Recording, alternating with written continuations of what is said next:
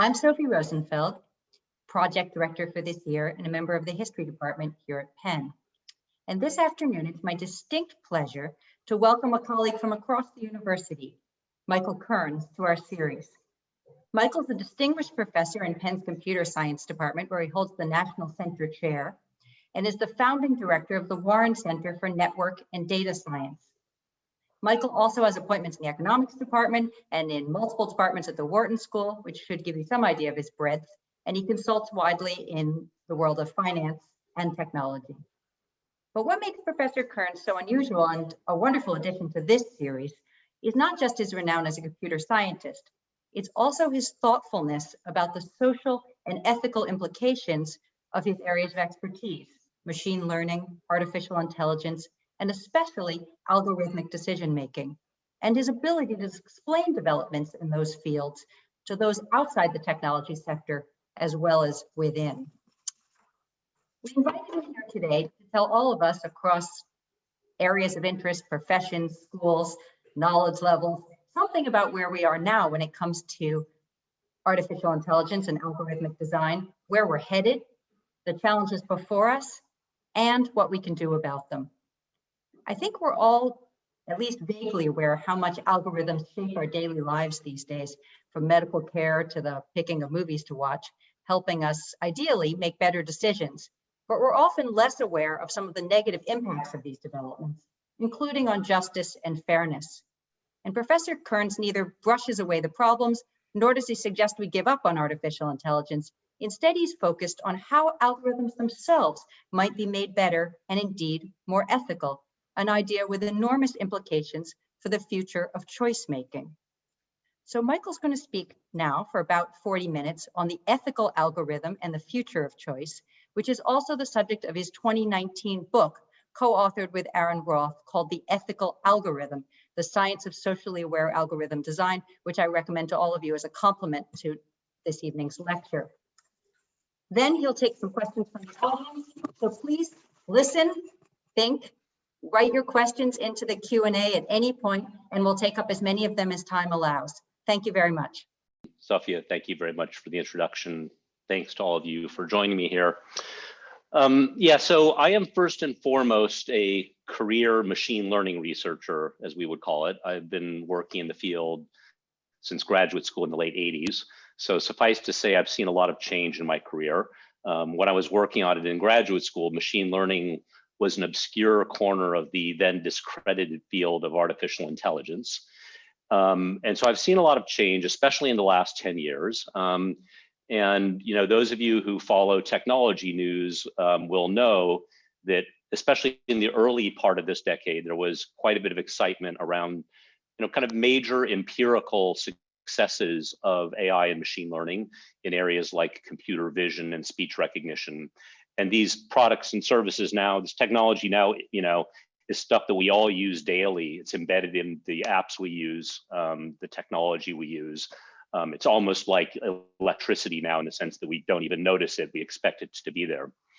But those of you who also follow technology news might know that the last 5 years have seen quite a bit of buzzkill in the sense of kind of collateral damages or unintended side effects of AI and machine learning, especially in consequential domains where AI and machine learning are used at scale, like consumer lending or criminal sentencing, and similar areas where algorithms, and more precisely predictive models trained by machine learning and AI, are routinely making extremely consequential decisions about individual citizens. And there's been a lot written about this. There's a lot written about it every day now in even mainstream media outlets. And there's also been a lot of very nice books written for general audiences that treat these topics. I've shown you the covers of a few of them here. Many of you might be familiar with Weapons of Math Destruction, which was the focus of the Penn Reading Project a few years back. And just to be clear at the outset, my friend and co-author Aaron and I, we like all of these books, and we think they serve a very valuable purpose. And where we felt they were a bit lacking, and the area in which, in some sense, our book is a response, is when you get to the solutions sections, so to speak. And in these books, most of these solution sections comes towards the end, where after the problems have been viscerally laid out and illustrated, the author says, okay, so what should we do about all this? And the answers are, generally calls for better laws, better regulations, watchdog groups. We need to keep an eye on all these problems. And we agree with all of that. But as scientists working in the fields in question, we also know that algorithms and the models produced by areas like machine learning and AI are designed, engineered human artifacts. And if there's something we don't like about the behavior of those algorithms, we could think about fixing the algorithms in the first place, rather than waiting for the harms to happen and then, for instance, legislating or regulating after the fact. And, there wouldn't be much more to say about this if, in fact, there weren't a very large community of scientists in these fields who have been actively working on doing exactly that for roughly 5 to 15 years. And so our book is really a general audience, or it's intended to be a general audience kind of science book about designing algorithms that are better behaved from a social standpoint. And, just to kind of lay out what the scientific agenda I'm talking about is up front, we are talking about a research agenda that seeks to literally embed social values in algorithms. So I really mean like writing Python code that somehow encodes or enforces notions of things that we think of as social values like privacy or fairness, or maybe even things like morality. And I say here a modest proposal with a question mark for two reasons. One is that in many ways, scientifically, this is not a modest agenda, but I also am aware that people outside of the area of technology might also find this proposal creepy in the Swiftian sense of a modest proposal. But what I'm hoping to convince you in the time I have here today is that this is something we know a little bit about now. It's still very, very early days. There's many things we don't know. And in many ways, I don't think there's anything creepy about it. In fact, I think it is necessary in the technological and algorithmic era that we live in. And maybe the first thing to say about this agenda of encoding fairness in a machine learning training algorithm in your Python program is that, of course, if you're going to explain something to a computer, you need to be exceedingly precise about exactly what you mean.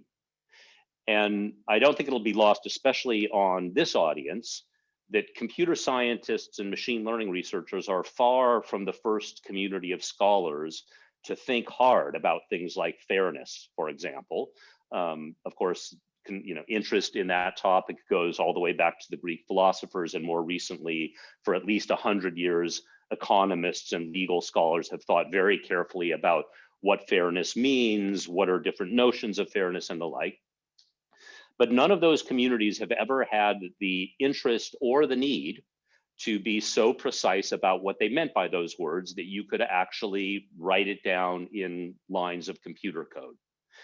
And one of the things I hope to convince you of here today is that in addition to that being a necessary prerequisite for the scientific agenda I'm going to describe here, sometimes thinking that hard about what you mean by a word reveals flaws in your intuitions about that notion that you weren't going to discover any other way. And it's not enough to just be precise. In fact, I'm going to give at least 2 examples today where society has sort of tried to be precise about what is meant by something like privacy and fairness. And in the view of my co-author and I, got it exactly wrong. So it's possible to be precise and get it wrong. And so what I want to do today is just kind of spend some time illustrating, what this scientific agenda looks like, where we are roughly, what we know, what we don't know. And I'm going to kind of do it around mainly privacy and fairness. And I've listed a bunch of social norms on this particular slide. And the grayscale here is meant to indicate our subjective assessment of how mature each of these different areas is. So in particular, we think that the study of algorithmic privacy is perhaps the most mature of the areas in the scientific agenda that we describe in the book. Fairness is maybe a decade behind, but is off to a good start. Things like explainability and interpretability in AI and machine learning, which you may have heard or read about, we think are very important concepts, but we think the science isn't there yet, that there aren't even good proposals for what the definitions would look like. And just to make a brief comment about the theme of this series, I realized when I thought about, what I was going to say here today and its relationship to the topic of this speaker series, is that in many ways our book is entirely about choices, and often very difficult choices. It's difficult choices of what the right definition of something like fairness is. It's about trade-offs within those definitions, what the relative merit of fairness versus predictive accuracy. In the case of fairness, often one has to choose what group or groups you want to protect and what harm you're trying to protect them from. In things like social media, we might have to make choices between things like engagement in the Facebook sense and civil discourse. And more generally, kind of overlaying all of this are hard choices about when and whether to make relatively technical solutions to problems or when to choose social solutions. And hopefully this will come out a little bit in the remarks I make today. Okay, so I'm going to basically spend most of my time just going through two little vignettes that are meant to give you a sense of where the science is and where the science isn't yet. And so I want to start off with talking about data privacy and more generally algorithmic privacy. So I think probably everybody here has some intuitive sense of what we mean by data privacy. It's about people not being able to access your private data if you don't want them to. And it's also about people not being able to make unwanted inferences about you from what's publicly available about you. And to give an example of a kind of precise definition or type of definition of privacy that gets it exactly wrong, I'm going to start by picking on the prevailing notion of privacy that appears in laws and regulations in the United States and around the world, which are notions of privacy based on anonymization, removal of so-called personally identifiable information, et cetera. So if you look in the United States, for instance, at HIPAA law, which governs medical care records, there are these 17 fields that must be eradicated from any data set before that data set is considered properly private or anonymized. And one of the interesting scientific developments in the last 20 years in the study of data privacy is the realization that these notions of privacy are fundamentally irretrievably broken. And so there's a famous quote from Cynthia Dwork, who's on the Harvard faculty and who is one of the founders of the considerably better or right notion of privacy I want to discuss in coming slides. And her quote is, "Anonymized data isn't." And what Cynthia means by that is either you've had to anonymize the data so much that it isn't really data anymore, it's not useful for anything, or you haven't anonymized it enough and therefore it isn't anonymized. And so let me just try to illustrate what the problem I have in mind is here. Suppose that over at HUP, which is like a quarter of a mile in this direction from me, well-meaning researchers there want to take a set of medical records and release it or share it with other researchers for the purposes of scientific research that we would all benefit from. Okay, and knowing that there are concerns with releasing or sharing medical records between hospitals, in this toy database at the top of the slide here, they've gone in and done some anonymization. So they've redacted certain columns entirely, like name, and they've coarsened other columns. For instance, age, rather than being given in the exact number of years, has been grouped into deciles. Gender is preserved, the last 2 digits of zip code have been redacted, etc.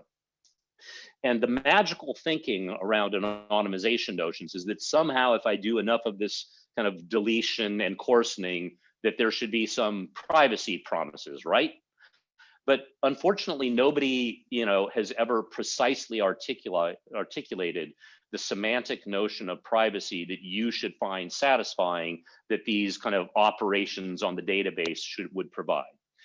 And so the real problem with anonymization in a nutshell is that it pretends like the data set in front of you is the only data set that is ever going to exist now or in perpetuity. And if that was ever the case, which I doubt that it was, it is certainly not the case in our modern algorithmic era. And so the problem arises, for instance, when I happen to know some additional information about someone. So let's say I have a neighbor, her name is Rebecca, she's female, and I know she's 57 years old. And so I can go to this top database and, from the attributes I know, there's 2 records in this allegedly anonymized database that match my neighbor. And so somehow this should be a privacy guarantee because now I'm confused about which of these 2 records highlighted in red belong to my neighbor. Now notice that already from just these 2 records, I know that my neighbor is HIV or has colitis, which she might well consider a violation of her privacy already. But you might wish this away by saying like, well, there are 10,000 patients at HUP. And if I did enough of this, maybe there would be 100 records that match what I know about Rebecca. And then I'd really have ambiguity about her diagnosis. The real Achilles heel of anonymity is that it is sort of what's called triangulation or linkage attacks. So suppose that at the bottom is the hypothetical anonymized data set of Jefferson Hospital. And I happen to know that my neighbor Rebecca was also a patient there. And so, from the top database, there are 2 records that match Rebecca. On the bottom, an allegedly anonymized database, there are 3. But by taking the intersection of these 2 databases, I now uniquely know that my neighbor has HIV. And this is not an academic concern. There have been many, many real world attacks on released anonymized data sets. The so-called Netflix prize from a decade ago was the first highly publicized such incident in which allegedly anonymized data sets were re-identified, as they say, with specific real world individuals matched to the records in the anonymized database. Okay, so anonymization is broken, even though this is the prevailing notion that you are told to appreciate from major technology companies. What's a better notion of privacy? Well, in the last 15 years, it has been proposed and largely agreed that a much better, in fact, I might even go so far as to say the right definition of privacy is what's known as differential privacy. And differential privacy, I'm going to give a very concrete example of it and somewhat amusing example of it on the next slide. But at a high level, the idea behind differential privacy is the following. If we take it as an axiom that a computation or analysis that is done that doesn't look at your private data at all cannot violate your privacy, and I propose that we should take that as an axiom, that if a computation or analysis doesn't even use your data, it can't possibly violate your privacy. What I want you to do is, let's imagine a computation or analysis that takes, a set of medical records, and one of them is your medical record. This is the highlighted medical record of Xavier in this cartoon here. And so we go ahead and run this analysis or algorithm, including your medical record highlighted in red, and we get a certain outcome or output from this analysis or algorithm. And I want to compare that to running the same algorithm or analysis with n-1 medical records where you are the -1. So, we're going to imagine running some algorithm on the entire data set of medical records at HUP, and then the same algorithm run with just your medical record removed. Although, of course, we're going to do this counterfactual unilateral removal for all 10,000 patients separately. And if we cannot distinguish the output of this algorithm or analysis, in the case when it did use your data as input versus when it didn't, then we can't tell the difference between the axiomatic case where your data wasn't touched at all and the case where it was. Then we should say that the one that did use your data as input also preserves your privacy. And there's many, and so this is the high level idea behind the definition of differential privacy. It's a very strong semantic guarantee of individual privacy. And it also, interestingly, requires that algorithms or analyses that meet this definition of differential privacy are randomized. It means they actually need to, kind of flip coins during the process of the analysis or computation. And that's because the way one achieves differential privacy is by adding noise to computations or data at particular points in particular ways. Okay, this is probably the most abstract thing I'm going to say in this talk. Let me now give a very concrete example of differential privacy. So interestingly, the first example of a differentially private algorithm, or what I might call it protocol, predates the definition of differential privacy by 40 years. And this is something called randomized response. Randomized response is a proposal from the kind of social science the kind of social survey literature in the 1960s. And it's a proposal for how to elicit collectively truthful answers to questions from a population in which one of the answers might be stigmatizing. So let's suppose, for example, that I want to survey the population of Philadelphia on the question of, have you deliberately violated social distancing guidelines during the pandemic? And let's say, for the sake of argument, that answering no to that has no social stigma, but answering yes does have a social stigma. So if we just perform this survey in a straightforward way and start asking people, even on an anonymized website, have you violated social distancing guidelines? We might expect a massive and uncontrolled underreporting of the yes answer. Okay, so what do we do instead? So in randomized response, I ask you to do the following thing. In the privacy of your own home, I want you to flip a coin, okay? If the coin comes up heads, which is this top branch, which happens with probability of half, then I want you to answer the question truthfully. Have you violated social distancing guidelines, yes or no? If, on the other hand, the coin comes up tails on this bottom branch, then I want you to flip the coin again. And if it comes up heads, I want you to answer yes, regardless of whether you violated social distancing guidelines or not. And if it comes up tails, I want you to answer no, regardless of what your truth is. Okay, so so first of all, this protocol meets the formal definition of differential privacy, which I'm not going to give you the formal definition because it's technical. But even without knowing what differential privacy is, one of the immediately obvious properties of this protocol is that anybody who answers yes has plausible deniability. So if I run this protocol and, Sophia answers yes to it, I can say, what, you violated social distancing guidelines deliberately? She can say, no, I haven't. Of course I haven't. I'm a responsible citizen, but I did what you asked me to. And the first coin came up tails and the second coin came up heads. So I said yes, because that's what your protocol asked me to do. And every single person in the population who answers yes simultaneously has this plausible deniability. But, a little bit of arithmetic that I'm not going to do reveals that if a large population faithfully follows this randomized protocol, I can still back out from those randomized answers an extremely accurate estimate of the true fraction of people that have violated social distancing guidelines. And this is exactly the two forces or choices, if you like, the differential privacy balances. On the one hand, we want to be able to compute kind of aggregate statistics or aggregate analyses. I don't really care if Sophia specifically violated social distancing guidelines. I want to know what the fraction of the population that did was.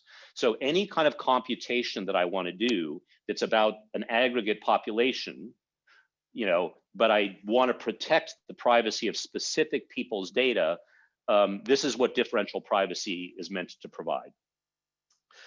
Okay, now differential privacy kind of spent the first 10 years of its existence in the laboratory, or more precisely, since this is computer science, on the whiteboard, but is now starting to see kind of meaningful and large-scale deployments, commercial and otherwise.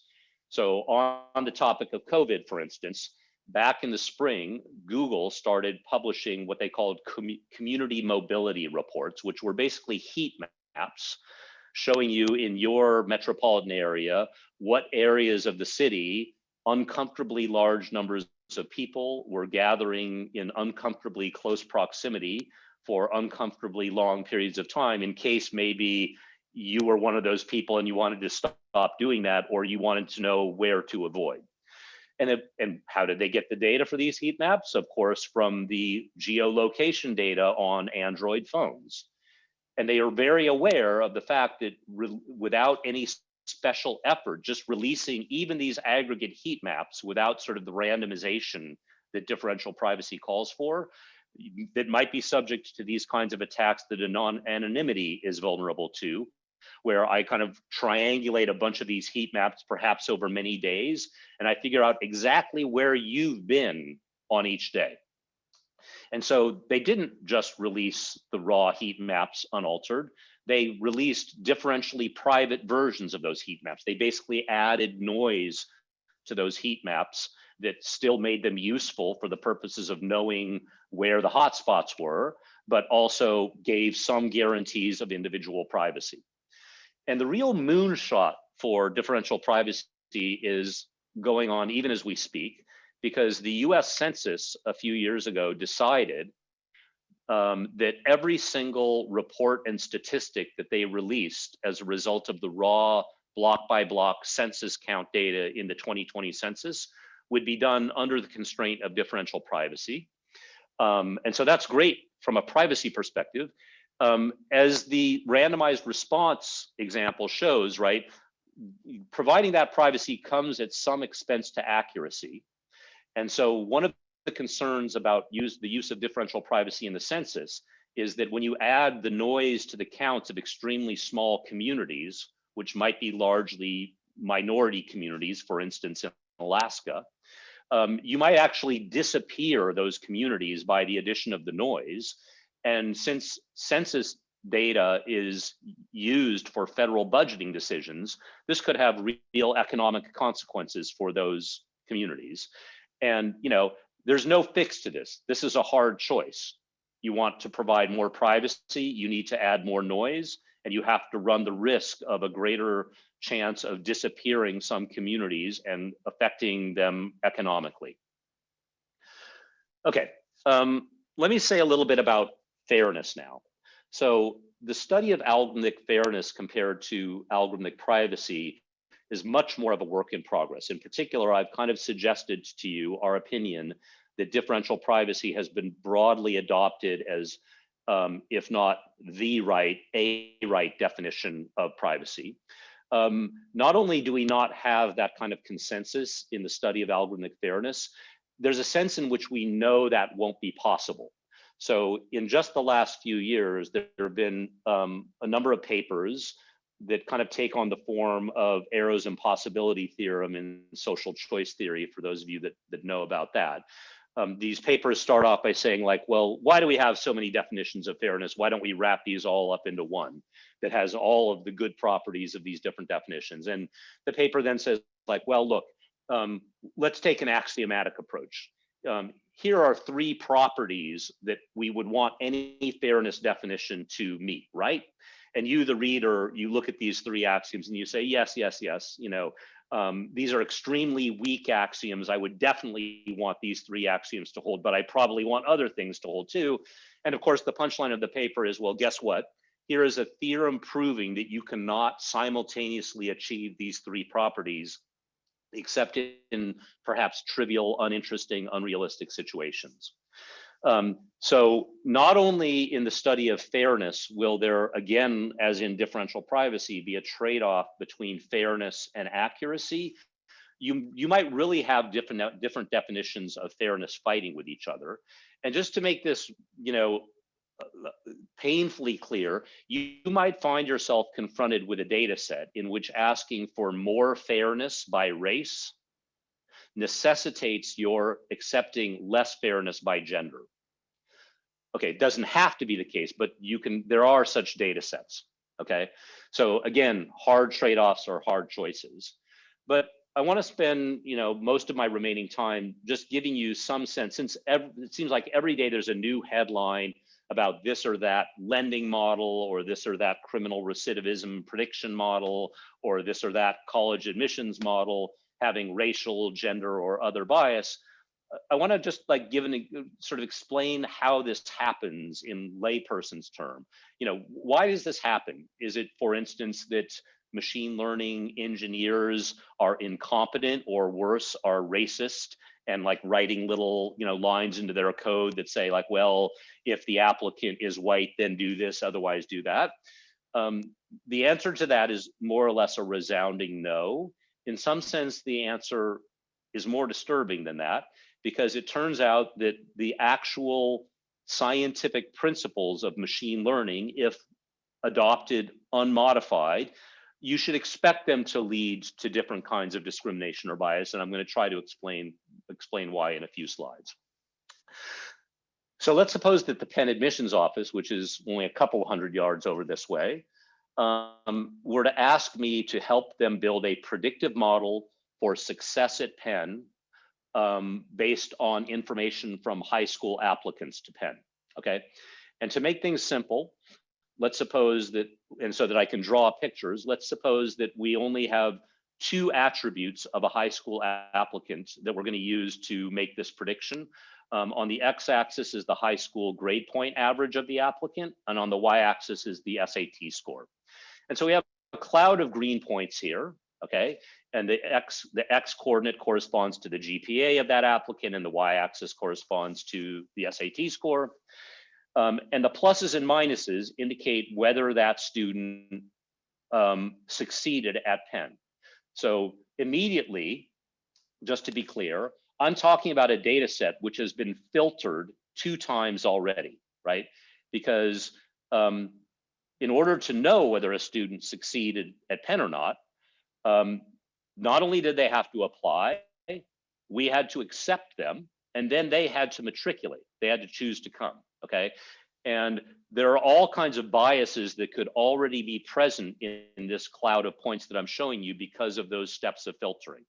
But even wishing that problem away, let's suppose that somehow this is an unbiased set of students admitted to Penn who actually attended Penn. The pluses and minuses here are meant to indicate whether that student succeeded at Penn. That student then matriculated to Penn succeeded. And just to be concrete, for the definition of success, we can use any kind of quantifiable, objectively measurable outcome. Let's say, for the sake of argument, that it's graduated within 5 years of matriculating with at least a 3.0 GPA at Penn. Okay, so the pluses here indicate the students that met that definition of success, the minuses that indicate the ones that didn't. So even if you know nothing whatsoever about machine learning, and I showed you this cloud of points, which general, by the way, has the structure that you would kind of expect. The pluses tend to be up and to the right, higher GPAs and SAT scores. The minuses tend to be towards the lower left, but it's noisy. But even if you didn't know anything about machine learning and I asked you to eyeball this cloud of points and pick a predictive model, you might well predict this, what we would call a machine learning linear classifier, which just means you draw this line through the cloud of points, and anything above and to the right of this blue line, you're going to predict success. Anything below and to the left, you're going to predict non-success. And this model is quite accurate, right? It's not perfect. It makes some false positives. These are students that this model would have admitted that in fact did not succeed at Penn. And it makes some false negatives as well. These are these pluses down here, which are students that actually did succeed at Penn that this model would have rejected, okay? Now, suppose I told you that this cloud of data points was not the entire data set, that there was another subpopulation of the data, let's call them the orange points, and here they are. And there's a few things to notice about the orange points. One is that the oranges are a minority in the literal sense that there are far fewer orange points than green points. The other is that there seems to be something different about the distribution of these orange points compared to the green.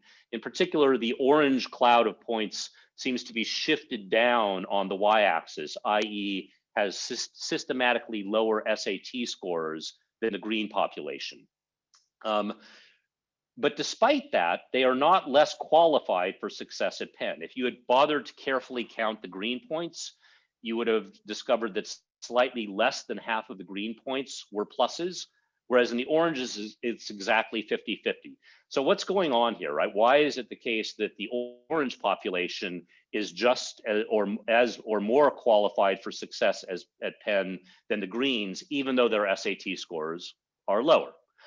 Well, I might offer the following narrative. Suppose I told you that the green students were from a wealthy demographic. And because they're from a wealthy demographic, they have the time and money to pay for SAT preparation courses and multiple retakes of the exam, and then kind of super maxing their scores, all of which take time and money. And the orange population comes from a less wealthy demographic, and so is much more likely to be working a job outside of high school to support their family. And so they generally, do a bit of self-study on their own, take the exam once and take whatever score they get, okay? So what's the problem here?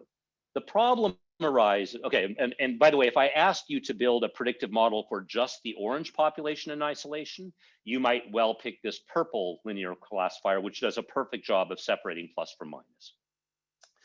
So where does the problem come in? The problem comes in when I look at the combined data set and I ask, as is the normal ask in machine learning, to find the single predictive model which minimizes the error on the overall combined population of applicants. Well, it turns out that that model is exactly the same model that we would have chosen to minimize the error on the green population alone. Because just visually, you can see that if I try to move this blue line down far enough to accept these 5 orange pluses, I will pick up so many green minuses on the way that my overall error on the data set will increase significantly, okay? So the model that we're looking at here, this blue linear classifier, is the model that the standard principles of machine learning, which is mainly focused on just predictive accuracy, would naturally pick out. But now there is a quantitative sense in which we can actually measure the unfairness of this model.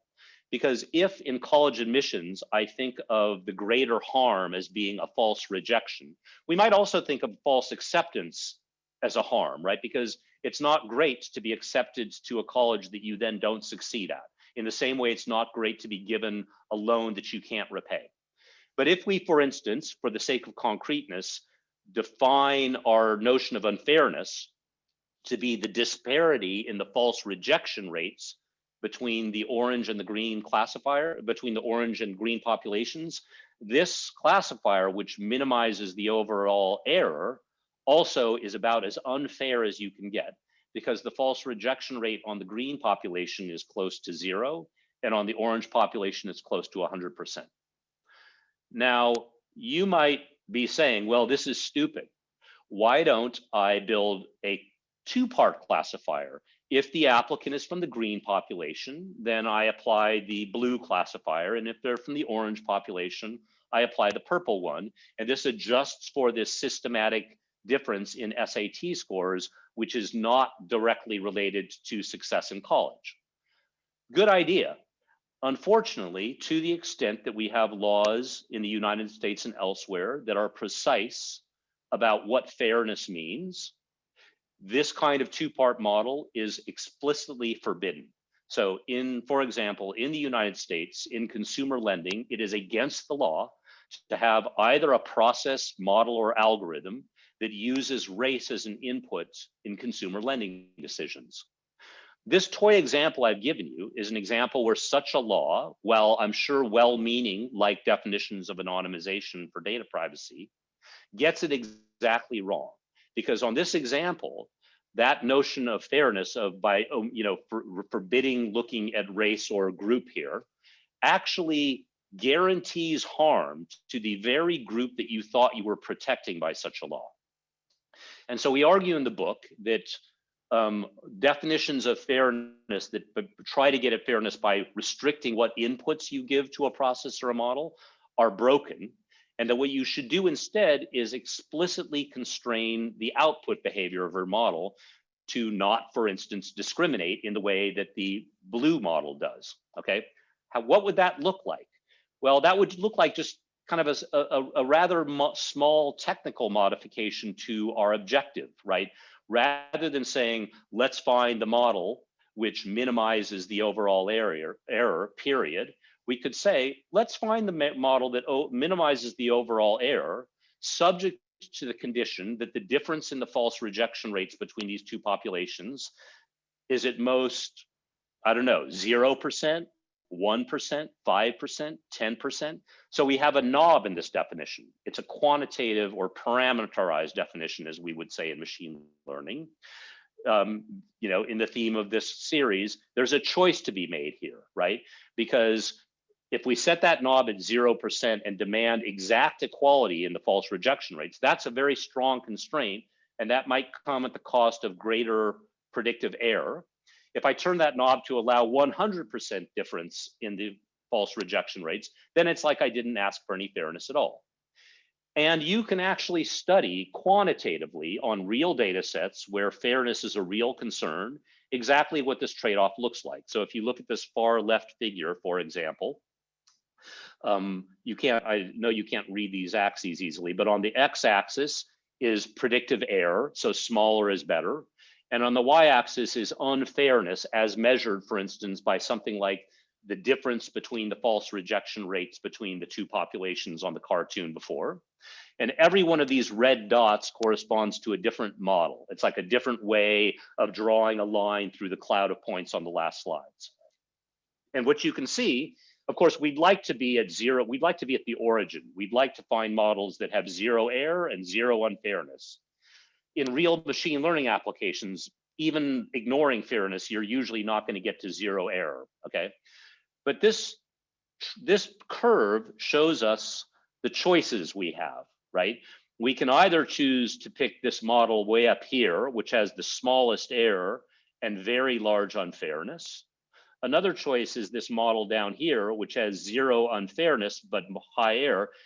And in between, we get things in between. And the shape of the curve matters, and the numbers on these axes matter, and what's at stake matter. Like we might make very different choices about what point we picked on this curve.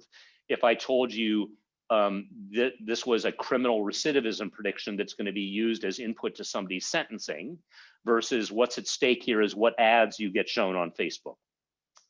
And just to make, I think, a very important point here, somebody like me can generate figures like this and explain what they mean, for instance, to the admissions office at Penn. Somebody like me shouldn't be deciding what the right trade-off between accuracy and fairness is. That should be done by people, who are the stakeholders, who know about the domain, who've thought deeply about, the relative balance of justice, if you like, or fairness between accuracy in overall predictions and some particular notion of fairness. Okay, I'm almost out of time and want to leave time for Q&A. But what I've described to you so far more or less covers the first half of the book that we wrote.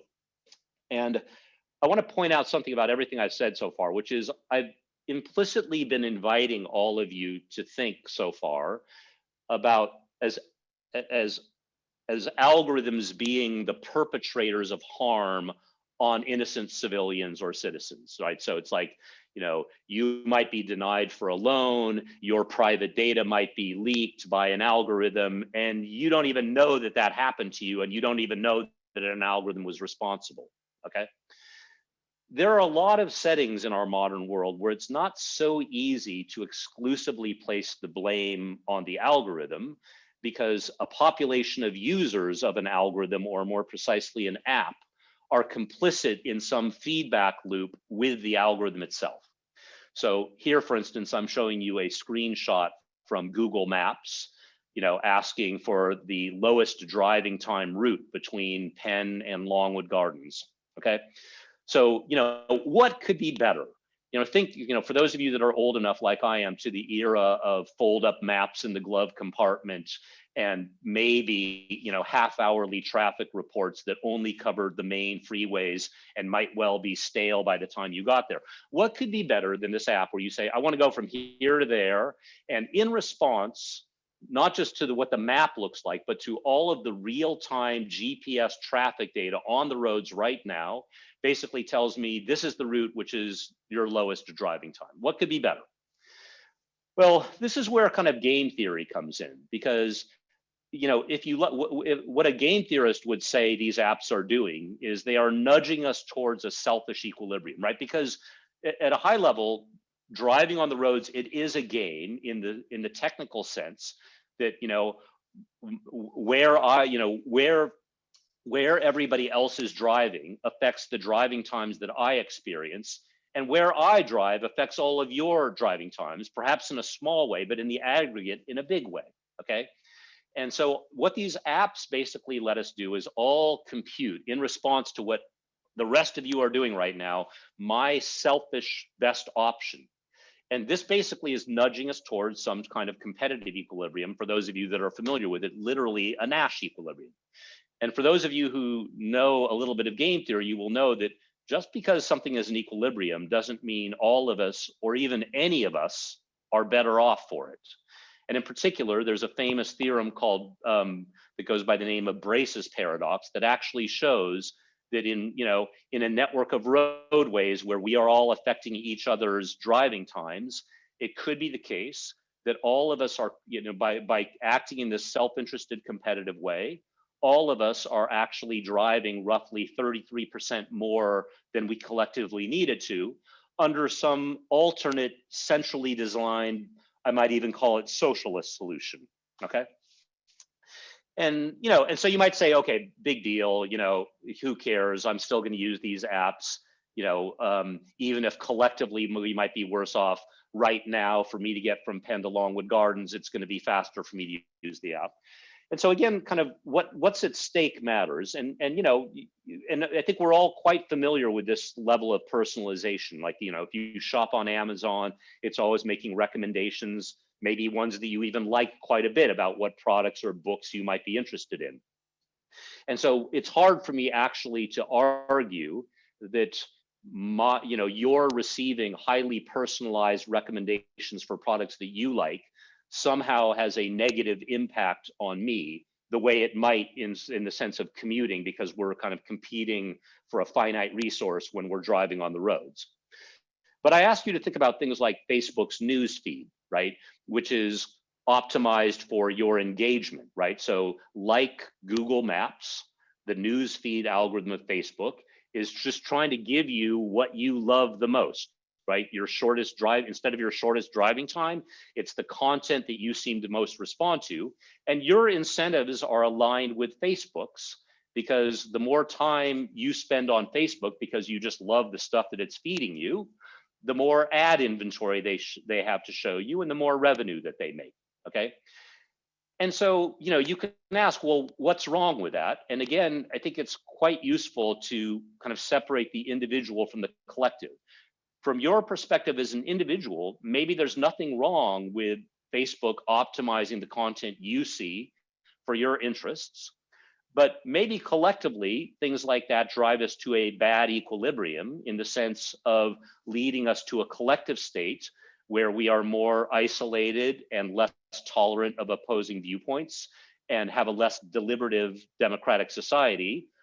And I am far from the first person to kind of observe that perhaps we are in fact in such a bad equilibrium. And one of the things that we do in the book, kind of in keeping with the spirit of what are scientific solutions to these problems, is point out that I promise you that the same machine learning model that tells Facebook what content you love the most, that same model tells Facebook what content you hate the most.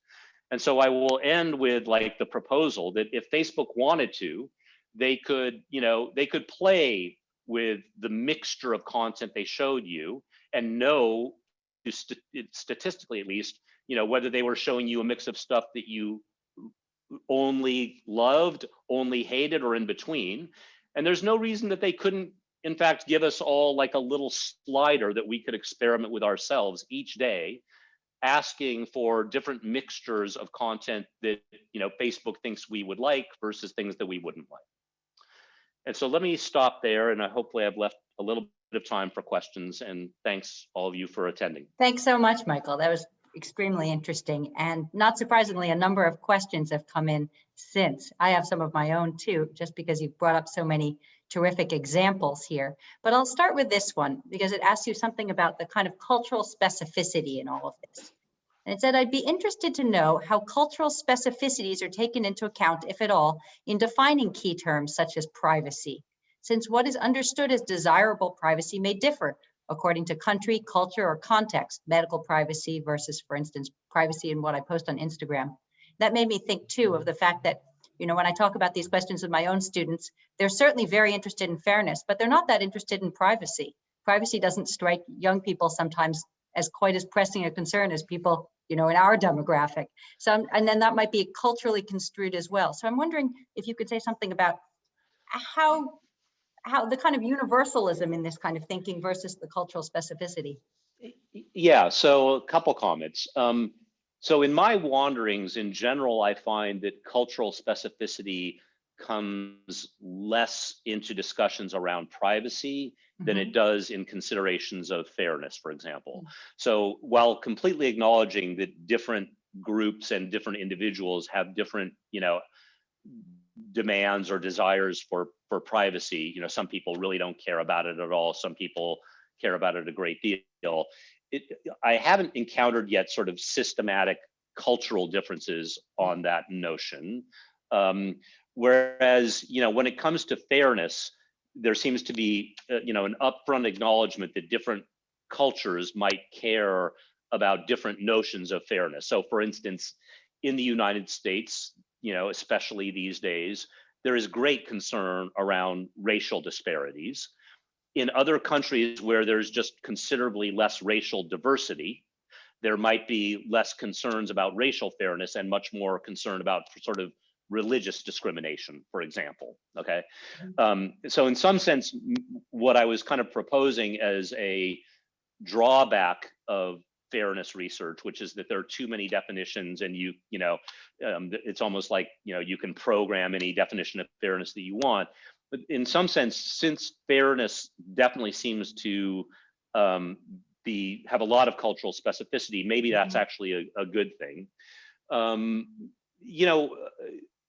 Certainly, I mean, as far as cultural differences around privacy goes, I mean, there's the usual claim that the European Union and its citizens seem to care about privacy much more, and the GDPR is often held up as this model for privacy regulation, which I don't really think it is for reasons that I won't go into unless somebody's interested. But on the topic of like younger people, for instance, not caring about privacy, I've sort of generally experienced that.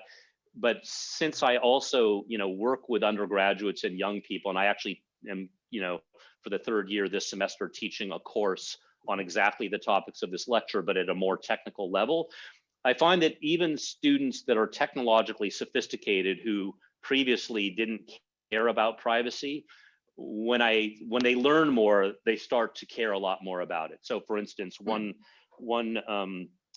story I like to tell, or one paper I like to often talk about or assign, is a paper from maybe 7 years ago from the Proceedings of the National Academy of Sciences, where what the researchers did was they went and got data only on your Facebook likes. So nothing about any declared, demographic information that you put in your Facebook profile, nothing about who your friends are, nothing about the text or messages that you exchange with friends in your posts, just like the transcript of what pieces of content you have given the thumbs up button on Facebook. And these researchers showed that to a fairly significant level of statistical accuracy, that just from your like behavior, you could predict things like your sexual orientation, whether you are the child of divorced parents, your religious and political affiliations, your drug and alcohol use, and the like. And so, this is one of many examples where information that we freely offer in public forums that we think is innocuous might actually be highly predictive of things that we think of as quite private that we would never think about offering in a public forum.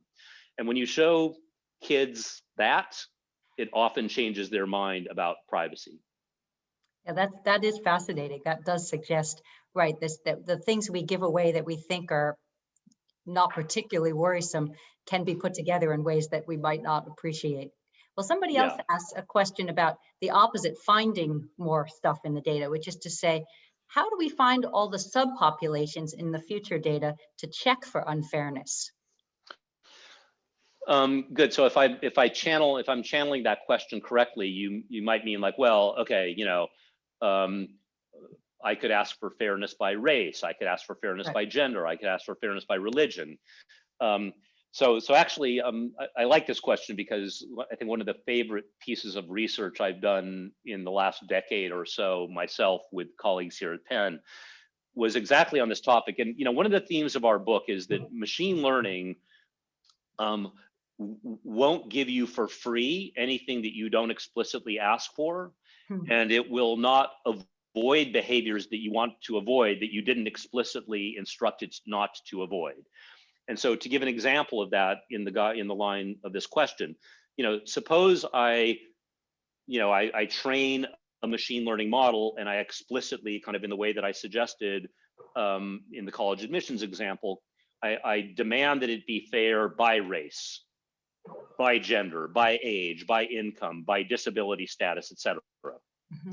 So I list all those things. There's no guarantee that the model that results from all those constraints won't discriminate against disabled Hispanic women over age 55 making less than $50,000 annually. Because I asked for each of those constraints marginally or independently, I didn't ask for them in combination.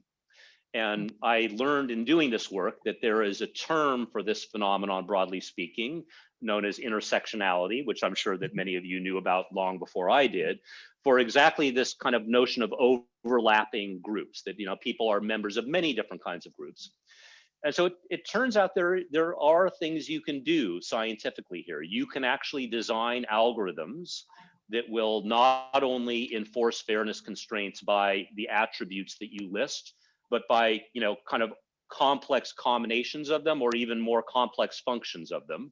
Again, you do still have, you can't promise everything, right? Like in particular, just to be clear, any machine learning model or algorithm is always going to make mistakes. Okay, so if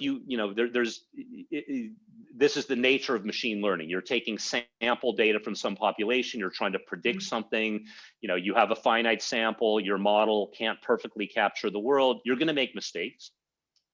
And so if, our notion of fairness is just differences in performance or error rates across different populations, if you let me look at the model that you trained and say like, okay, I'm going to look at the subgroup of the population on which you make mistakes and call that like a subgroup, if you let me kind of overfit or cherry pick my definition of the group to be just exactly where your model makes mistakes, there's nothing you can do about that. That group will always have a 100% error rate by definition, which will be much higher than the overall error rate. So, you can't hope to protect kind of arbitrarily complex subgroups of people that have no kind of attributes in common other than my model made a mistake on them. But if you're willing to commit in advance to the attributes that you do want to protect, or the combinations of them that you want to protect, then we have some handle on how to do this algorithmically.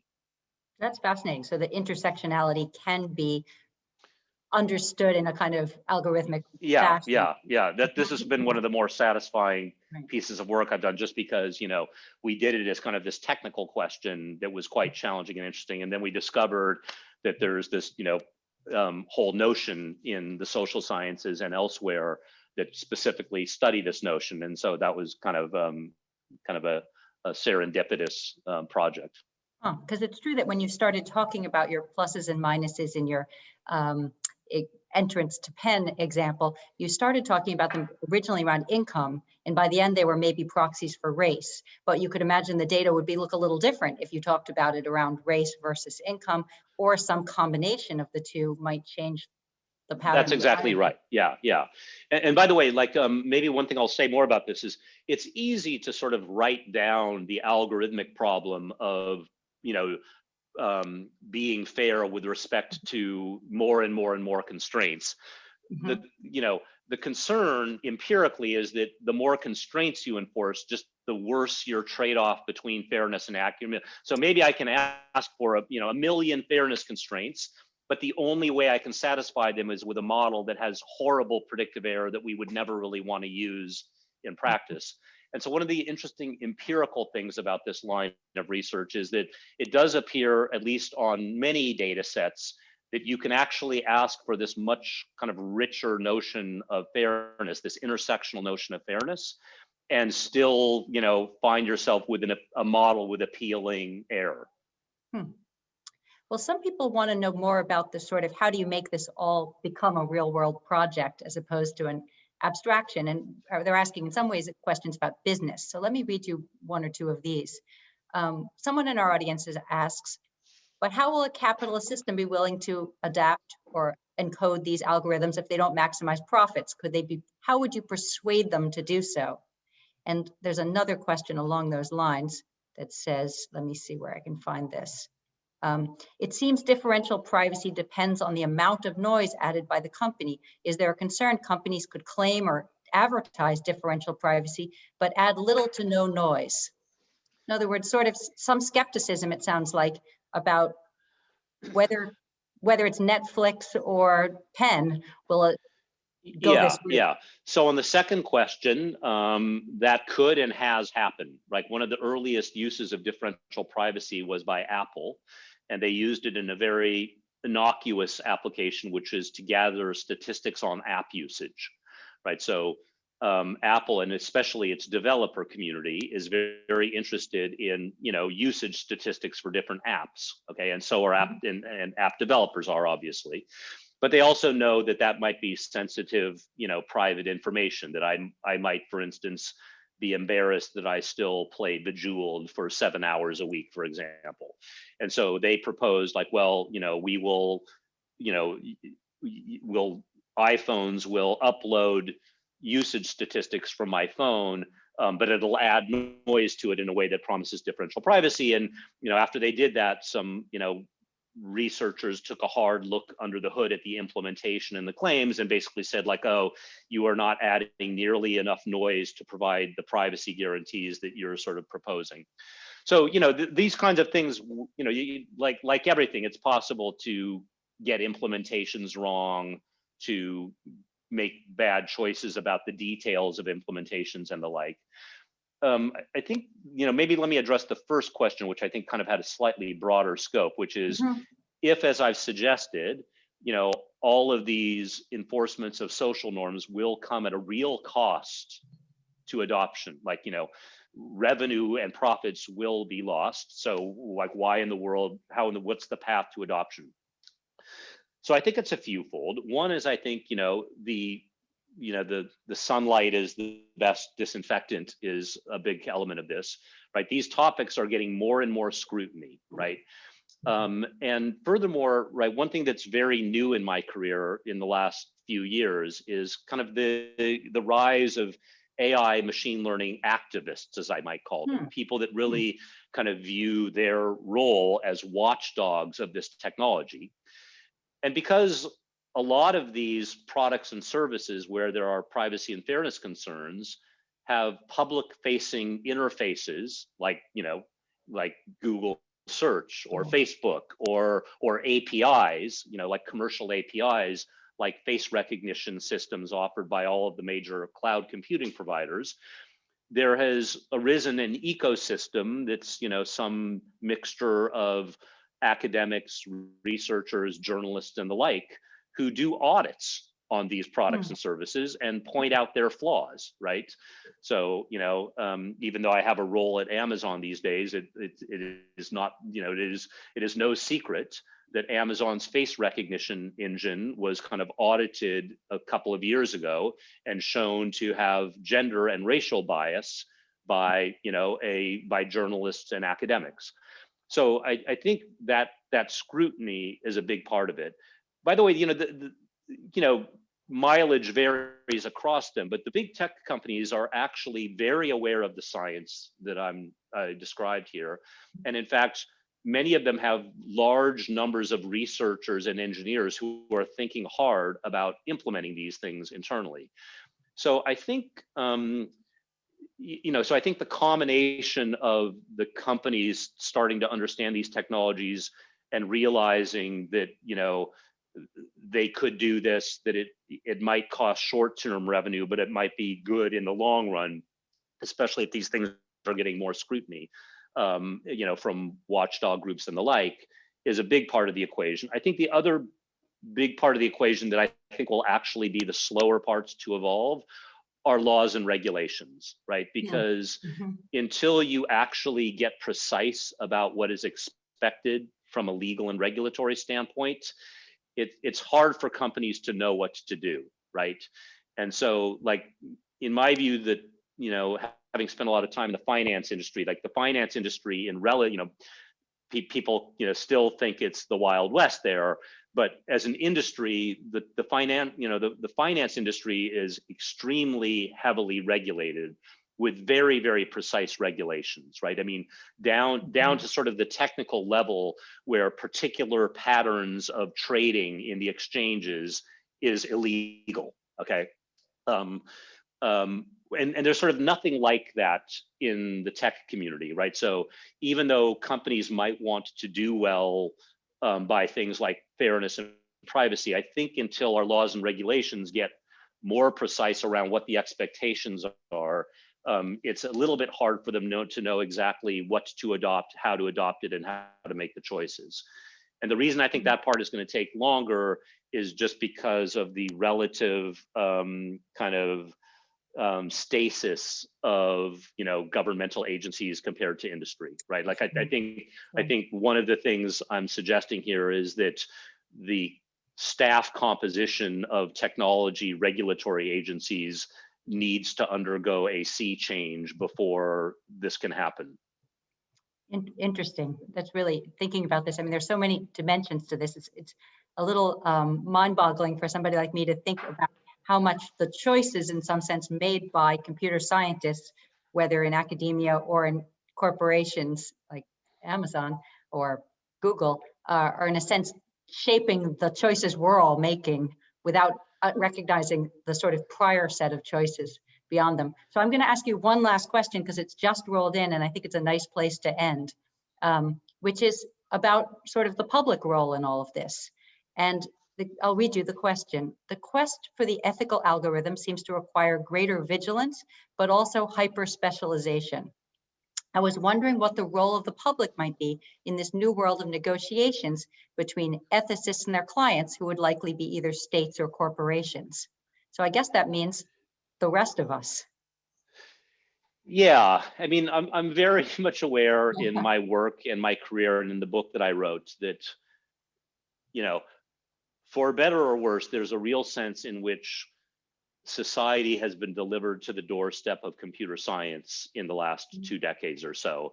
And that, that's had great, there's been great things because of that, and there have been terrible things because of that. And, obviously one type of advice that somebody like me would perhaps irritatingly give is, the more you know, the better, right? The more technically you're informed, whatever level you have an appetite for, the better off you will be in understanding what's going on in the world around us and how to help. I mean, early in the book, we point out that, you would be forgiven for feeling queasy, that, two people like us are proposing that like the antidote to algorithms is more algorithms. Yeah. But there's, I think we are at that point. I don't think there's anything, unless we're going to somehow try to reverse the sort of technological society. I think, that's already past us.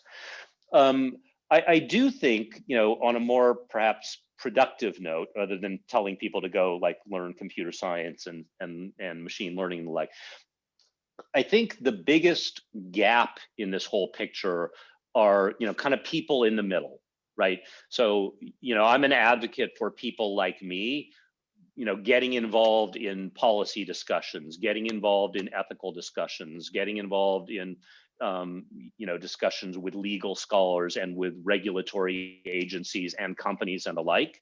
But we need people from the other side as well, right? And that doesn't mean, people who think about these things at a higher level, like coming and being computer scientists. It means them learning, like this diagram I showed of the trade-off between accuracy and fairness. Right. It requires somebody who is the stakeholder in the admissions office wanting to understand exactly what that picture is showing and what it means, okay? And they don't have to understand how that picture was generated or the details of all the algorithmic, effort that went into it, or have a PhD in machine learning, but they kind of do need to understand what the numbers on those axes mean and what the impacts of the choices that they'll make are.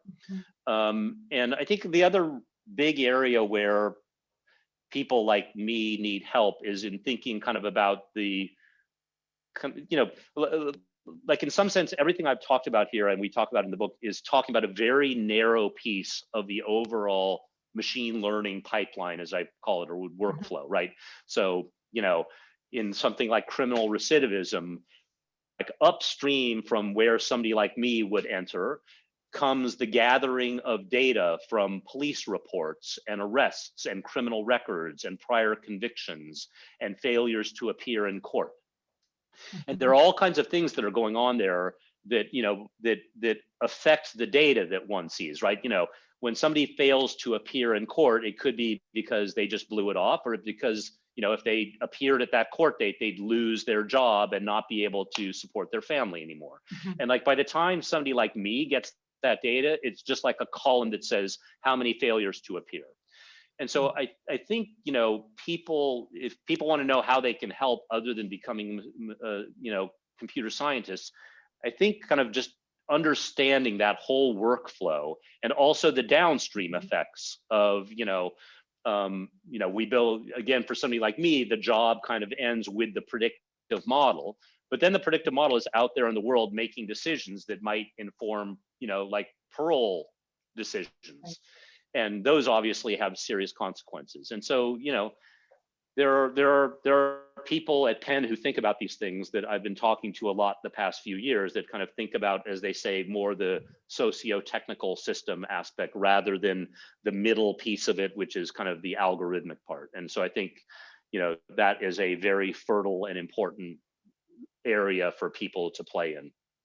Well, thank you. That's a terrific place to end, because this has been really enlightening for, I can tell from the questions, there's a big audience out there, and some of them are people with technical expertise and some are not, judging from the questions. And you've given us a lot to think about in terms of how all of us encounter this kind of new world of algorithms that's basically everywhere, whether we notice it or not. So thank you very much. Okay. And good night to everyone. Okay, thanks, Sophia. Thanks everyone for coming. Bye-bye.